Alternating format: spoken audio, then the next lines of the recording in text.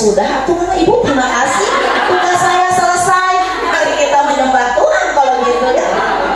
Luar biasa. Ya, perkenalkan untuk yang baru kenal, saya Eli. Saya saat ini bertugas di Kepala Sekolah SDK BPK Penabur Cimahi. Tadi begitu ibu sebutkan anak sekolah di BPK Penabur, hati saya bergejolak. Bangkit. Ya, betul Bu. Ya, siapa bilang penabur mahal? Penabur mah luar biasa. Luar biasa. Siapa yang bilang mahal ketemu saya? Saya jawabnya penabur luar biasa. Oke.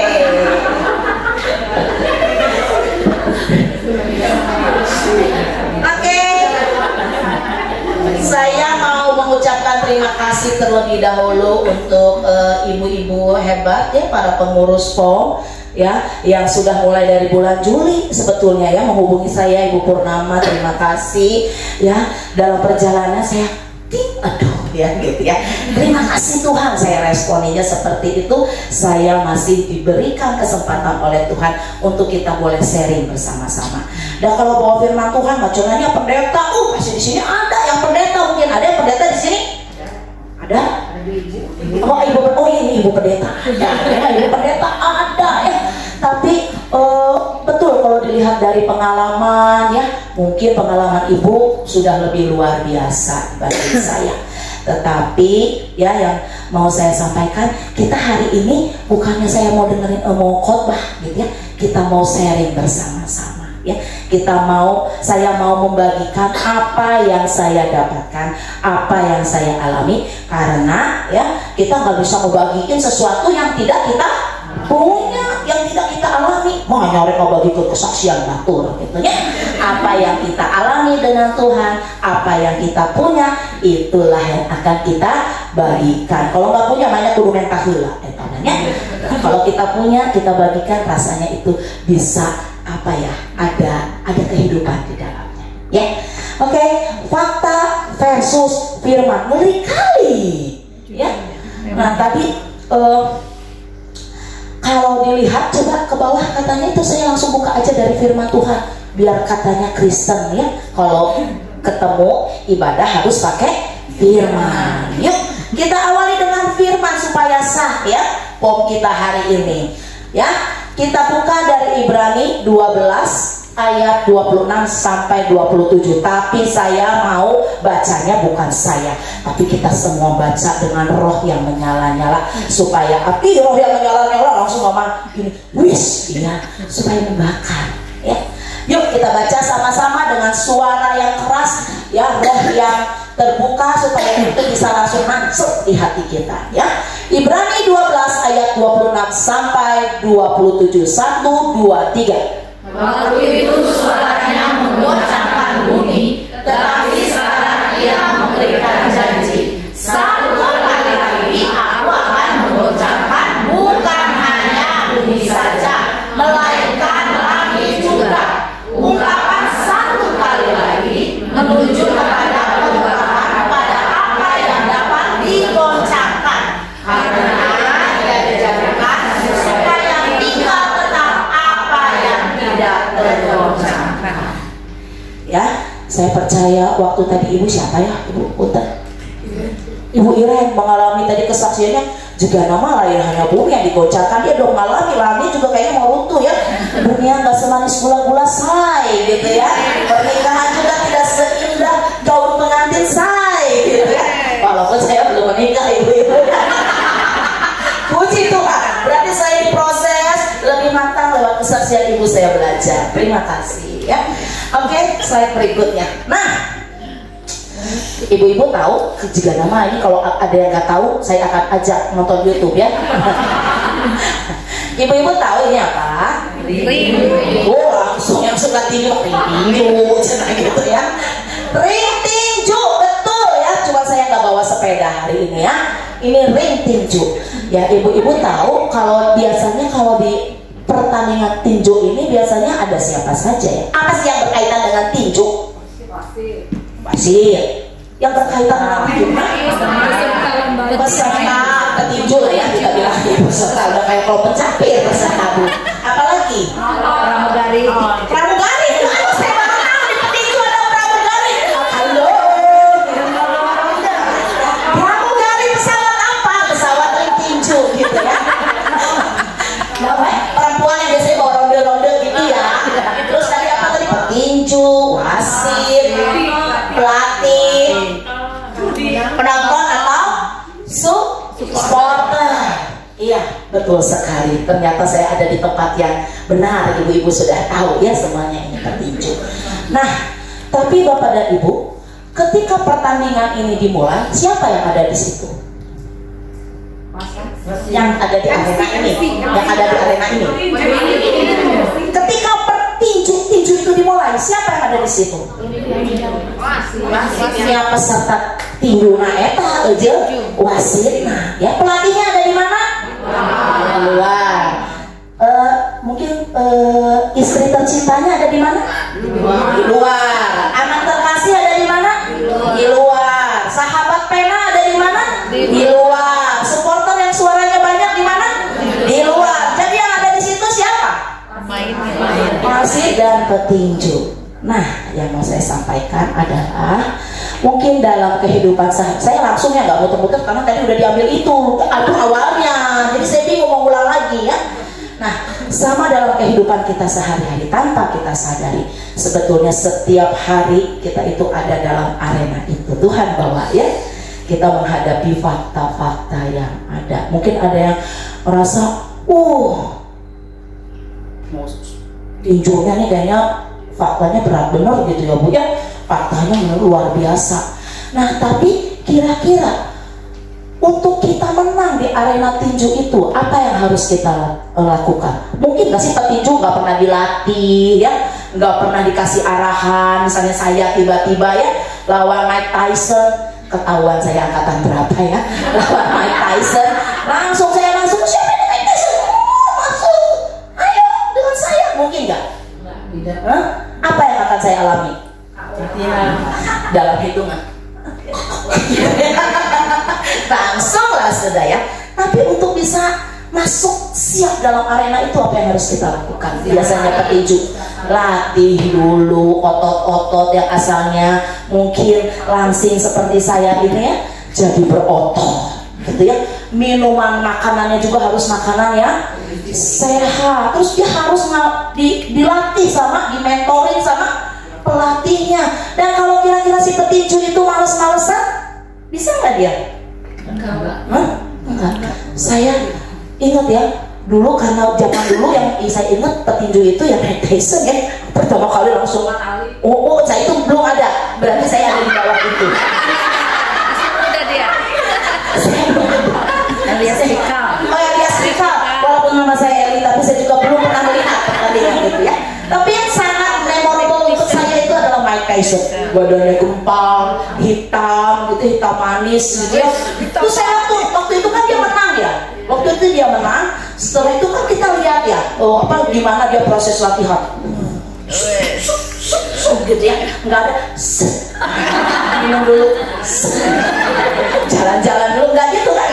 Dia lari, dia kesaksiannya dia lari sampai terus dia harus betul-betul mengikuti arahan dari si pelatihnya. Sampai satu saat dia siap mengikuti arena tinju. Nah, itu kan pertama kali dia bilang dalam hitungan baru berapa ronde aja katanya dia itu dapat gelarnya apa ya? Silher beton gitu ya. Nah, silher beton katanya sampai dapat julukan. Karena apa? Karena apa yang dia lakukan. Dan itu tuh orang itu ngasih julukan itu tuh bukan ucapan yang biasa-biasa, tapi itu karena ada buktinya. Ya, dia mengikuti pertandingan dan dia boleh menang. Nah, teman-teman, mama-mama hebat luar biasa. Ya. Saat ini mungkin ada banyak pertandingan iman yang harus kita hadapi, ya. Faktanya itu mungkin berbeda-beda, ya. Faktanya berbeda-beda. Tadi kalau ibu ini bilang katanya dalam rumah tangga, puji Tuhan saya belum memasuki itu. Tapi saya bisa merasakan kegembiraan yang mama ceritakan, betul? sampai mau bunuh diri berapa kali gitu ya. Tapi dah memang katanya ya, dan belum waktunya mah kata Tuhan, enak aja kamu makan gaji buta, dikasih napas gitu ya. Betul nggak? Jangan salah, kalau kita tidak berkarya untuk Tuhan gaji buta ya, dikasih napas, minta suami dikasih suami, minta anak dikasih anak, masih bernapas, masih cantik, Tuhan pengen cepat mati, kerja dulu. Enak aja. Kalau saya jadi Tuhan bosnya gitu, enak aja, kerja sana apa, beritakan firman Tuhan. Jadi jangan mau cepat-cepat mati kalau ngadepin masalah ya, tanya Tuhan. Tuhan udah selesai belum? Saya nggak mau jadi orang yang makan gaji buta.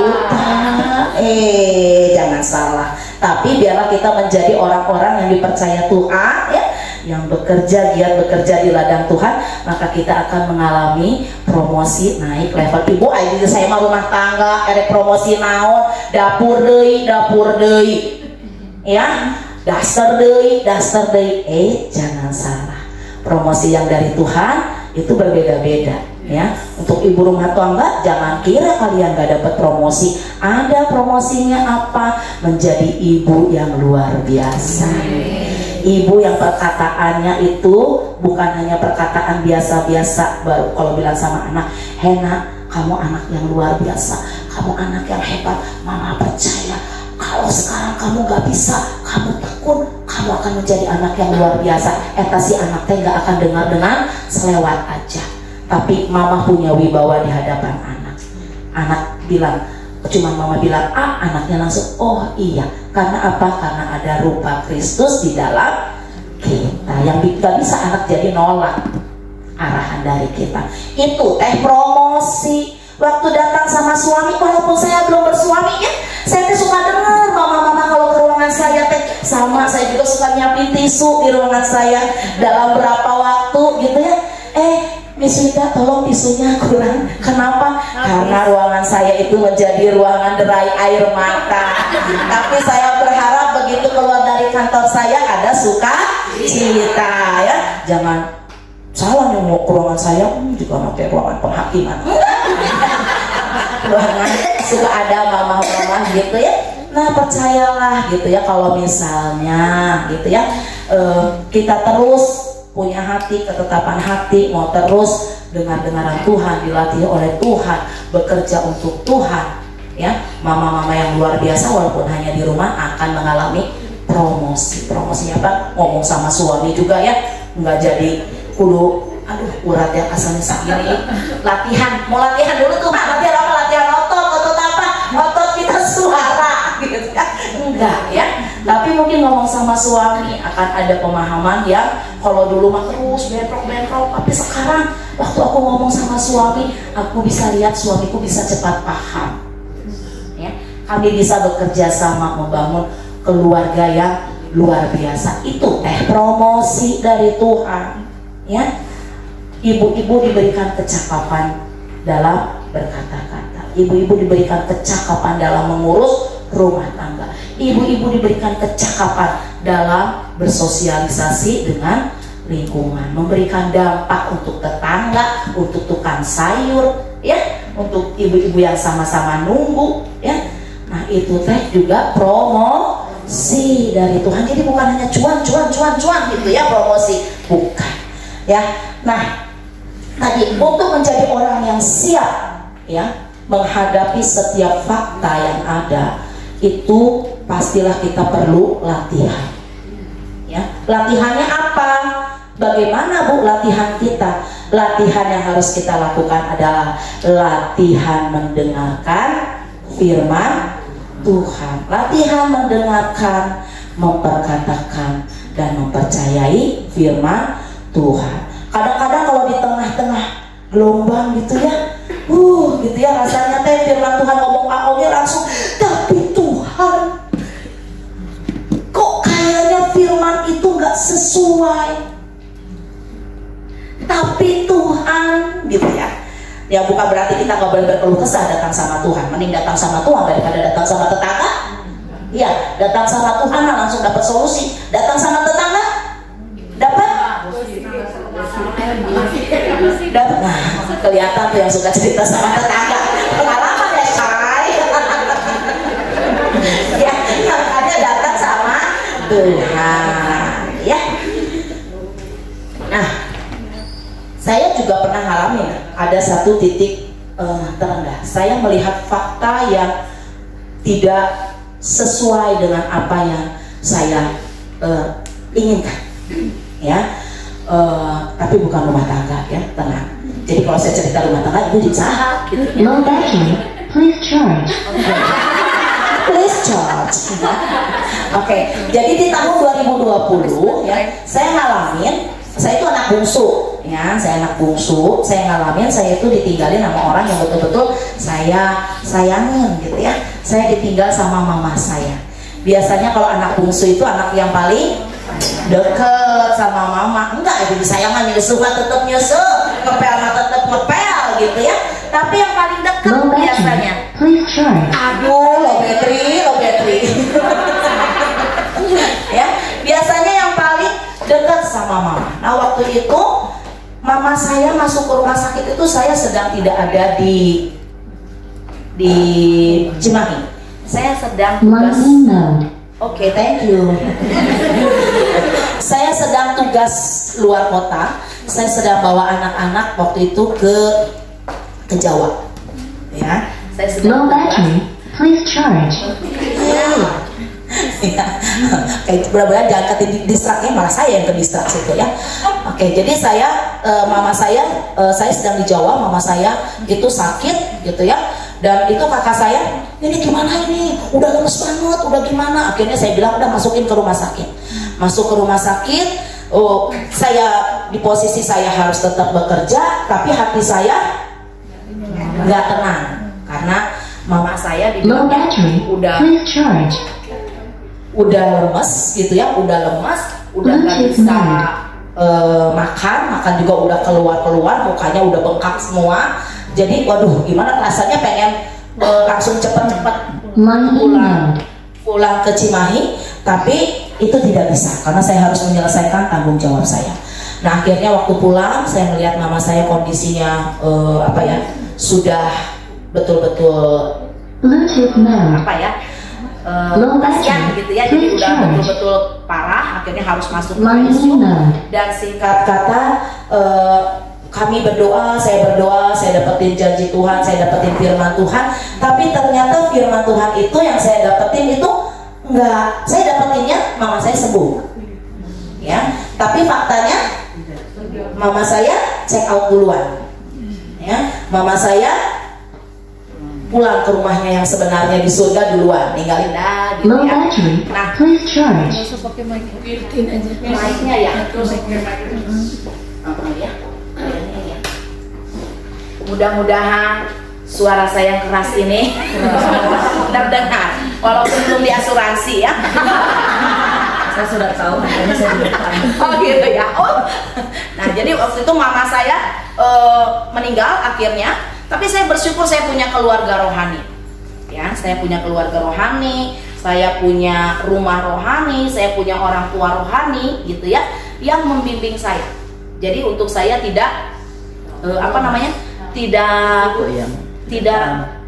down gitu ya. Malah di tengah-tengah itu saya bisa melihat, oh iya, saya masih bisa bilang Tuhan itu tetap baik. Apapun faktanya, Tuhan itu tetap baik gitu ya. Saya bersyukur ada keluarga rohani, ada ibu rohani gitu yang mengcover saya. Makanya perlu, tadi betul ya yang dibilangkan oleh Ibu Iren ya, carilah komunitas yang bisa memberikan insight yang baik buat kita gitu ya. Nah, kemudian setelah itu meninggal, apakah selesai sudah yang harus saya hadapi? Tidak. Pada saat itu sebulan 3 minggu kemudian COVID datang. Ya, COVID datang berarti pekerjaan saya semakin nambah. Baru juga nangis, air mata belum keringnya, tambah di gawean banyak, harus ngatur ya. Bukan hanya ngatur anak, ngatur guru, ngatur mama, kerang kering ya, Bu Eli gimana ini, ya segala macam gitu ya. Nah waktu itu kalau mau lihat faktanya bisa lihat pengen mah apa gara-gara tinggal tuh eta sekolah teh gitu ya. Dan gimana saya juga bisa tertekan batini gitu ya gitu, tapi dipikir-pikir lagi bukan itu solusinya ya. Pada saat itu saya hanya bilang Tuhan, saya hanya mengandalkan Tuhan ya. Yang saat itu saya lakukan itu adalah saya menjadi orang yang miskin di hadapan Tuhan. Ada firman Tuhan ya, berbahagialah orang yang miskin di hadapan Allah karena ialah yang punya kerajaan sorga. Saya menjadi orang yang miskin. Cik, orang yang miskin itu apa artinya? Miskin secara uang. Miskin di hadapan Allah ini apa maksudnya? Ada yang bisa bantu saya? Rendah hati. Orang yang miskin di hadapan Allah itu adalah orang yang betul-betul bergantung hanya kepada Allah. Nggak ada lagi yang bisa diandalkan. Dulu kalau saya ada masalah, saya cerita ke mama saya minimal lega gitu ya. Pulang ke rumah ada mama cuma nanya, Boru gitu ya, kalau orang Batak kan gitu ya. Boru udah pulang ya kau gitu ya. Serasanya 50% kebagi gitu ya. Gitu. Nggak kebagi sih, saya nggak bagi ke mama saya. Kasihan mama saya nambah 50%. Seenggaknya itu hilang begitu saja gitu ya. Melihat wajah mama saya, terus makan bareng cerita. Seenggaknya itu ada kekuatan yang baru. Tetapi begitu nggak ada, saya bilang, aduh Tuhan, ini mau nggak mau yang saya harus jadi orang miskin di hadapan Tuhan. Saya hanya betul-betul bergantung kepada Dia. Yuk kita baca satu firman Tuhan. Ini yang menjadi kekuatan. Saya berharap ini juga jadi kekuatan untuk kita semua. Dari Roma 1 ayat 16 sampai 17. Alkitabnya bisa? Saya kalau baca Alkitab nggak mau sendiri. Pengennya mah baca sama-sama. Roma 1 ayat 16 sampai 17. Yuk kita baca sama-sama. 1, 2, 3. Sebab aku mempunyai keyakinan yang kokoh dalam Injil. Karena Injil adalah kekuatan Allah yang menyelamatkan setiap orang percaya. Pertama-tama orang Yahudi, tetapi juga orang Yunani. Sebab dalamnya yang bertolak dari iman dan memimpin kepada iman. Seperti ada tertulis, orang benar akan hidup oleh iman. Jadi pada saat itu saya bilang, Tuhan, saya betul-betul hanya bergantung kepada Tuhan. Saya nggak punya apa-apa. Ya, siapa yang pernah ngalamin COVID? Ya, nggak ada yang ngalamin COVID kecuali saya sudah berpengalaman ya pada saat itu. Saya akan bilang, oh gampang gitu ya. Tapi enggak, saya nggak punya pengalaman. Ya, pada saat itu saya baru ingat, saya baru 1 tahun menjadi kepala sekolah. Gitu ya, baru mulai ajak berdiri, si COVID datang, luar biasa, mama pun tak ada gitu ya. Jadi itu faktanya, gitu, fakta yang harus saya alami. Tetapi lagi-lagi firman Tuhan ini bilang katanya, sebab aku mempunyai keyakinan yang kokoh dalam Injil. Karena Injil adalah kekuatan Allah yang menyelamatkan setiap orang percaya. Jadi saya bilang, Tuhan, saya hanya berpegang kepadamu. Saya hanya percaya kepada firman-Mu.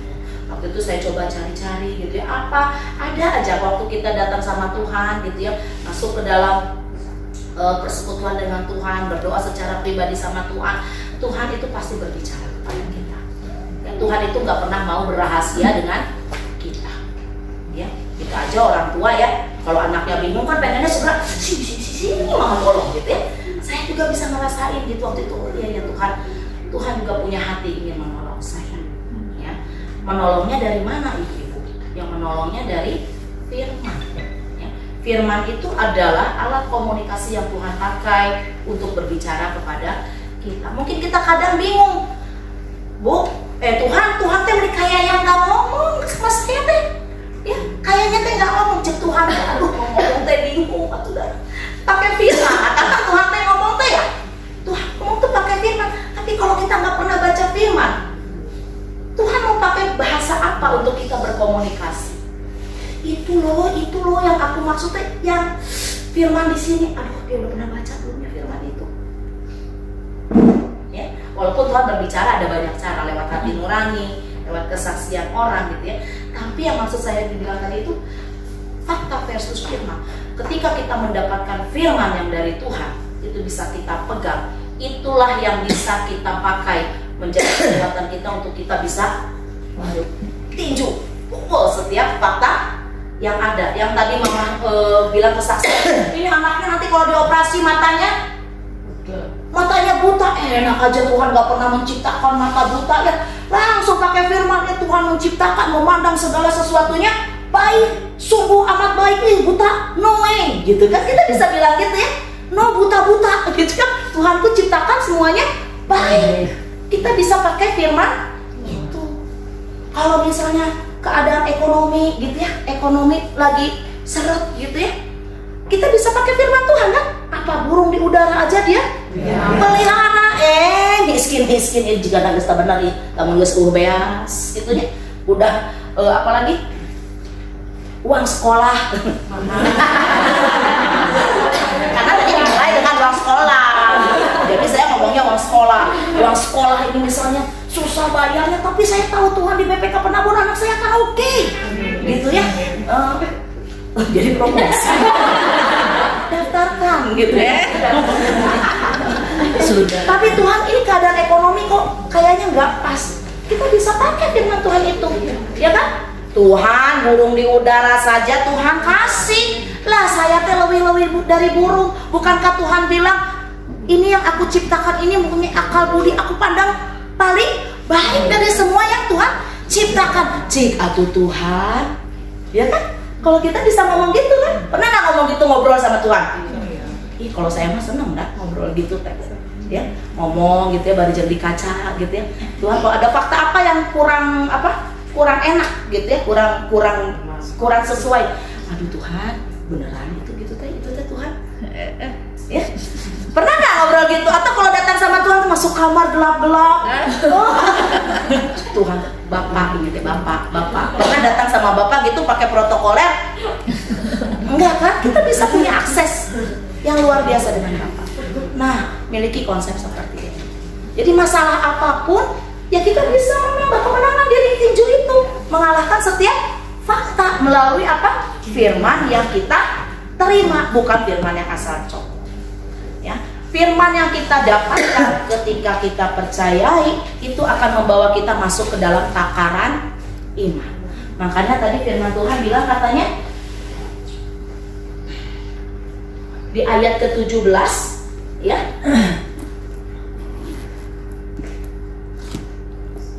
Ya, sebentar ya. Saya buka dulu paradigma saya. Nah, di ayat 17 dikatakan di dalamnya Injil itu nyata kebenaran Allah yang bertolak dari iman kepada iman. Dari iman kepada iman. Berarti ada iman yang berbeda. Ya, Tuhan bawa kita naik ke level iman yang berbeda. Ya, sama seperti tadi Mike Tyson ya. Mungkin pertama-tama cus. Mungkin samsaknya hanya 5 kilo. Tapi begitu dia tahu otot-ototnya sudah bisa nih, dia punya keyakinan, aku bisa ngalahin yang samsak bisa misalnya yang asalnya cuma 20 menit gitu ya, latihan tinju samsak. Karena dia sudah merasa otot-ototnya sudah terlatih, dia bisa minta ke pelatihnya 30 menit deh aku. Nanti dia merasa lagi sudah bisa, dia minta lagi, naik lagi 40 menit deh aku latihannya. Jadi ada takaran yang berbeda. Ya, ketika kita mempercayai satu firman Tuhan, kita jadikan itu pegangan untuk kita bisa mengalahkan fakta yang ada. Mungkin faktanya beda-beda, ibu-ibu di sini ya. Saya bukan mama loreng gitu ya, yang bisa lihat dari wajah, oh ini masalahnya ini masalahnya ini masalahnya ini. Enggak gitu dan enggak perlu juga seperti itu gitu ya. Tapi percayalah apapun fakta yang ada itu bisa berubah dan harus berubah, apalagi kalau faktanya negatif. Ya, jangan biarkan fakta negatif itu mengubah emosi kita menjadi emosi negatif. Gimana caranya? Yaitu pakai firman, pakai selengkap senjata Allah, gitu ya. Firman sudah diberikan, pakai itu, nggak usah banyak-banyak ayatnya sampai satu Alkitab misalnya hafal ayatnya apa gitu, enggak. Tapi begitu kita dapat firman itu berbicara kepada kita, simpan itu, jadikan itu amunisi untuk kita. Ya, jadikan itu kekuatan untuk kita, jadikan itu perlengkapan untuk kita. Ketika kita menghadapi satu masalah, ambil firman itu, perkatakan terus sampai kita merasa kita ada di titik yang berkemenangan. Setelah kita ada di situ, Tuhan gak akan tinggal diam. Cukup di situ. Dunia gak semanis gula-gula, say. Ya, jangan semanis gula-gula. Ya, percayalah bahwa katanya hari-hari semakin jahat. Gak ada hari-hari semakin baik. Hari-hari itu pasti akan semakin jahat. Ya, tapi apakah kita akan menjadi jahat? Tidak. Apakah kita akan menjadi loyo? No. Faktanya akan seperti itu. Tapi waktu kita, Tuhan latih lagi, kita bawa lagi nih untuk naik kepada iman yang berikutnya. Ya, dilatih lagi masuk ke dalam takaran iman yang berikutnya. Jadi maksud saya di sini, ayo kita latihan bersama-sama. Sama seperti saya juga masih latihan. Ya, jadi ketemu ibu-ibu di sini, saya dapat itu. Luar biasa. Tuhan melatih ibu ini dengan luar biasa. Tuhan melatih mama itu dengan luar biasa. Biasanya kalau kayak gitu, pasti nanti akan ada proses yang harus saya masuki juga yang luar biasa. Tapi saya bisa lihat kesaksian, saya bisa bilang sama Tuhan, kalau Tuhan bawa dia hidup dalam kemenangan di titik itu, gak mungkin Tuhan buat saya tidak mengalami kemenangan. Kan Tuhan kita tidak pernah membeda-bedakan. Kalau dia bisa menang, miliki mental seorang pemenang, saya juga kudu menang. Ekonomi berat narit, teu bisa kitu wae. Ya, nggak bayar uang sekolah, teu bisa kitu wae. Gitu ya. Saya harus menang. Ya, tapi Tuhan bilang bukan hanya comot-comot firman, ada bagian yang harus kita lakukan. Mungkin Tuhan akan bilang, ayo buka sini buku kas kamu. Ya, mana yang kebutuhan, mana yang keinginan sunat atau keinginan harus siap dikoreksi. Tapi Tuhan, nanti aku di blacklist dari geng sosialita. Tuhan jawab, berhentilah kau bernapas sayang ketika kau dicoret. Tidak Tuhan, rela ya disunat untuk startnya. Rela Tuhan, coret. Kalau mau hidup berkemenangan, ya, misalnya, ini saya juga lagi ada pergumulan, berat badan nggak turun-turun. Jangan dikira nggak pergumulan, enggak, saudara. Ya, bukan untuk kelihatan cantik, bukan, tapi supaya sehat. Kalau cantik mah udah mutlak. Saya bilang begitu, saya ingin bilang jangan ada yang minder. Tuhan bilang aku menciptakan kamu sungguh amat baik. Yang bilang gua nggak baik berhadapan sama Bapak. Jadi kalau cantik mutlak, saya mah kejar sehat, itu bagian saya, gitu ya. Jadi bukan untuk langsung pakai baju kayak biola, kan bayar rugi mahal, ya. Nah gitu. Jadi kalaupun kita bawa dalam satu pelatihan, kita datang sama Tuhan, harus siap kalau Tuhan mau koreksi kita. Ya, nih setiap kali orang tua datang, maaf saya nggak akan sebutkan namanya ya. Misalnya datang ke ruangan saya, ibu di rumah tangga saya begini, saya hanya bilang, saya nggak bisa kasih solusi. Ya, solusinya datang dari Tuhan. Tapi siapkah ketika Tuhan berbicara, ternyata bukan salah dia saja, tetapi ada bagianmu yang harus dikoreksi. Kadang kita kalau misalnya lagi dalam masalah, kayaknya masalah kita paling gede.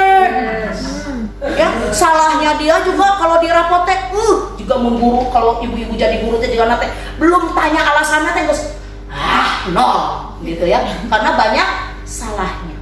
Terus kalau kita buka kertas kita kayaknya langsung betul.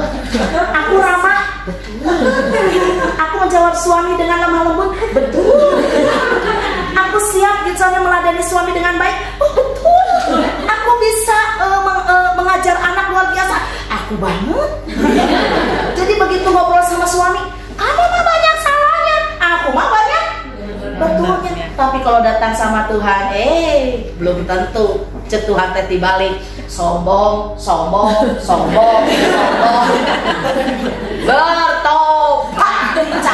Tuhan.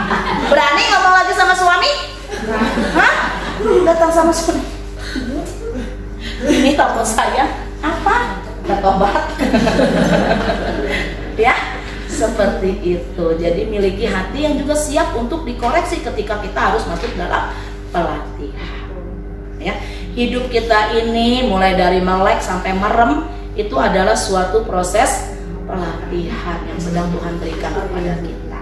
Yang tadi saya bilang di awal, Tuhan itu ingin pakai kita luar biasa, bukan menjadi pekerja-pekerja yang hanya makan gaji buta, yang pengen cepet-cepet selesai. Nah, wae Tuhan ya. Coba saya tadi begini waktu ibu kesaksian, luar biasa ya Tuhan, dia berkemenangan. Jadi waktu ada orang yang punya masalah dengan dia, dengan ibu ini ceritain pengalamannya. Apakah orang itu tidak akan mengalami kekuatan? Pasti ngalamin kekuatan. Orang saya nggak ngalamin aja, saya bilang Tuhan, kalau dia bisa menang, one day, walaupun saya nggak bermimpi, saya punya suami seperti yang mengalami. Dan saya imani saya tidak. Oh no, gitu ya. Oh no, gitu. Tapi saya bisa ceritakan, saya tahu modalnya dari mana. Tapi satu pesannya Bu, saya ingin memastikan bahwa itu sudah memaafkan itu tidak boleh hanya berhenti sampai kata memaafkan. Itu ibu belum menang. Memaafkan, ibu akan keluar menjadi betul-betul seorang pemenang ketika ibu lengkap dengan melupakan. Jadi ketika ibu cerita itu nggak ada getir-getir yang seperti masih disayat-sayat sembilu. Ya, ibu bisa koreksi ibu udah menang apa enggak. Kalau waktu ibu ceritakan kembali itu sepertinya seperti kayak masih ada luka yang dikasih jeruk nipis, beres jenderal gitu ya. Itu berarti ibu belum menang. Tapi kalau ibu sudah menang, air mata boleh mengalir.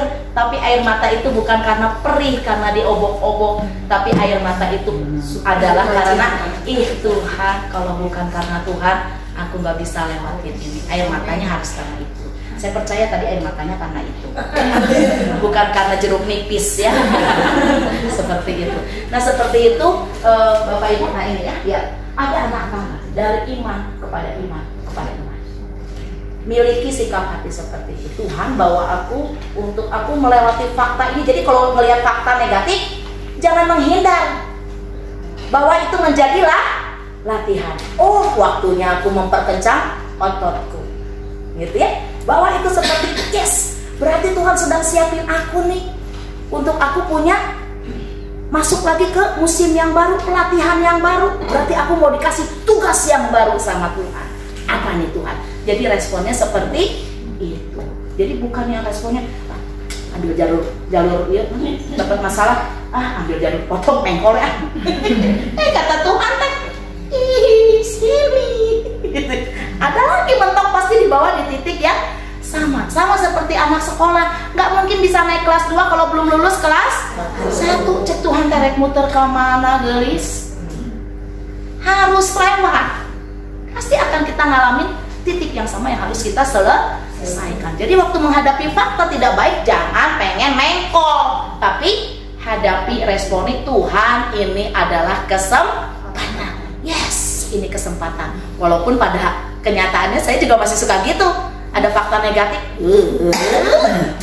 Kamu udah ngelihat yang pika sebelut? Suka ngalamin gitu? Hah? Gitu ya.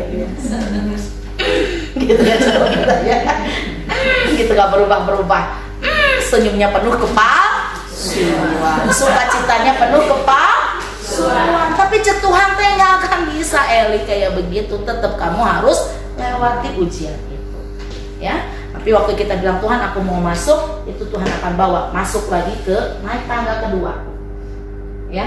Ya berarti asik udah di tangga kedua. Berarti bisa ceritain dong. Kita bisa bagi kesaksian untuk masalah di tangga ke-1. Takaran iman kita jadi naik. Siap lagi, jangan punya mental KO lagi sama seperti Mike Tyson tadi. Latih lagi, cek gitu ya. Ada masalah apa nih? Apalagi masalahnya nih ibu-ibu? Biasanya anak masalah anak, jangan anaknya yang dijeb ya. Jangan anak yang dijeb, KO beneran ya nanti. Misalnya masalah anak lihat, bawa lagi sama Tuhan. Tuhan bilang anak itu adalah pemberian. Yang jadi masalah itu ketika ibu-ibu punya konsep pikir bahwa anak itu punya saya, bukan punya Tuhan. Kalau punya saya teh keinginannya teh membentuk seperti keinginan saya. Tapi kalau kita datang sama Tuhan, ibu kadang-kadang saya juga suka malu kalau datang sama Tuhan teh, gitu ya. Datang sama Tuhan gitu ya. Tuhan, aku kan udah bikin program gini, nggak jalan gitu ya. Datang sama Tuhan, cek saha Eli, kamu teh salah di sini, salah di sini, salah di sini. Jadi kalau ketemu lagi teh malu gitu ya. Kalau mau ini teh, oh iya Tuhan, ternyata banyaknya yang harus dikoreksi saya. Begitu juga dengan anak. Mungkin kita merasa saya teh pengen anak saya teh begini. Kamu nggak tahu ya, mama udah sekolah di penabur, uang sekolahnya banyak. Terus kamu nggak pakai kesempatan untuk belajar. Ya, kamu kira di penabur itu uang sekolahnya murah? Ya.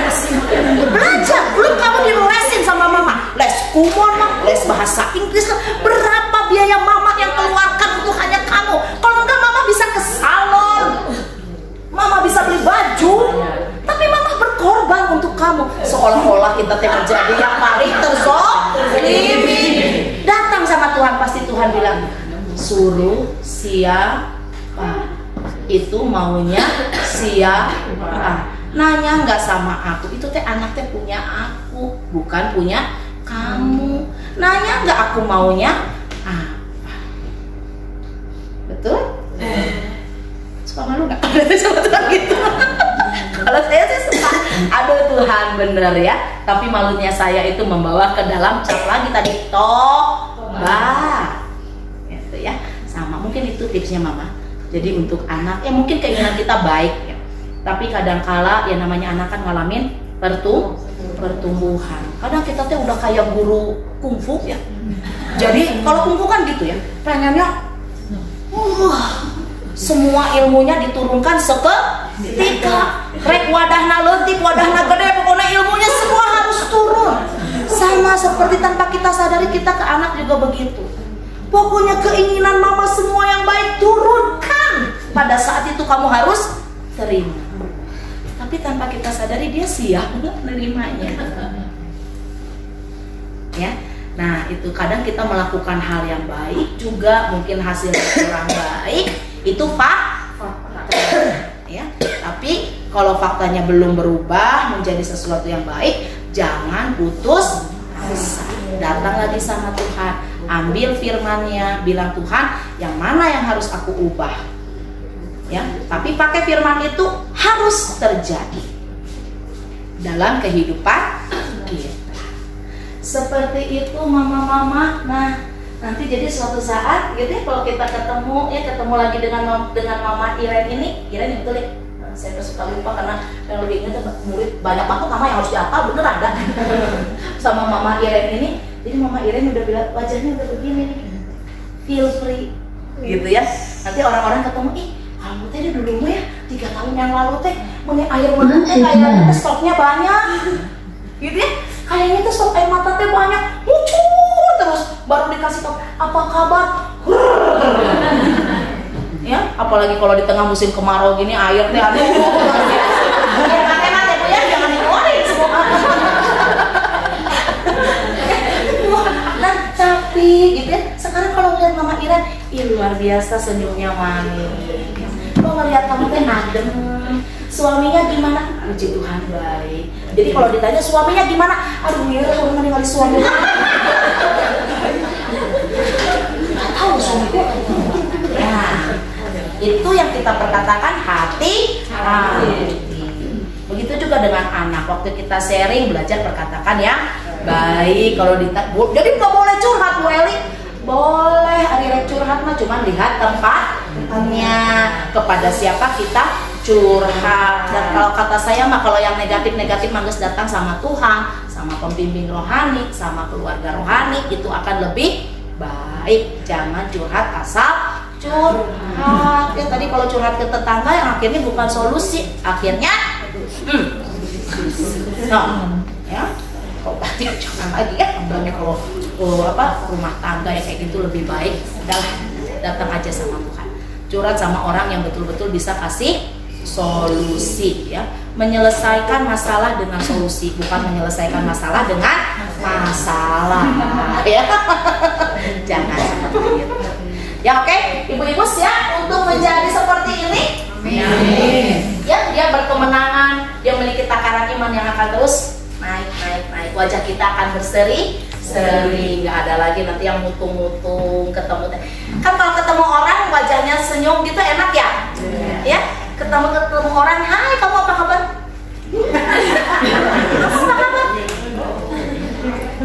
Tapi kalau misalnya, hai selamat pagi, aduh kayaknya itu kayaknya gitu ya untuk kita akan menjadi yang seperti ini ya, selalu berkemenangan, bilang yes menghadapi fakta negatif, yes karena aku punya Tuhan, aku terus mau melatih diriku untuk aku keluar menjadi pemenang.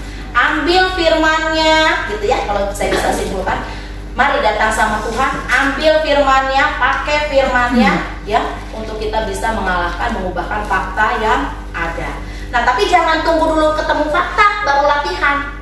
Ya kan tadi saya bilang, Mektesa juga nggak langsung latihannya nggak pas saat lomba, tapi mungkin di masa-masa tenang sekarang, masa nggak ada masalah, masa damai ya, Bapak dan Ibu ambil firman Tuhan, jadikan itu tabungan, jadikan itu celengan untuk kita. Jadi ketika kita memang Tuhan izinkan masuk ke dalam satu arena pertandingan iman, kita punya alat-alatnya, kita punya firman yang bisa kita gunakan ya. Jadi latihannya jangan pas mau lomba, jangan pas mau tanding, latihannya mulai dari sekarang. Mulai kapan Ibu? Sekarang. Ayo latihan sama-sama supaya kita punya banyak amunisi, kita punya banyak alat yang kita pakai untuk kita bisa masuk ke dalam arena pertandingan. Seperti itu rasanya. Tadi video tidak bisa kita putar karena waktu sudah 9:30 ya, mohon maaf. Seperti itu. Itu saja. Kita berdoa, langsung tutup doa. Oke, kita langsung doa firman ya. Mari kita bersatu dalam doa.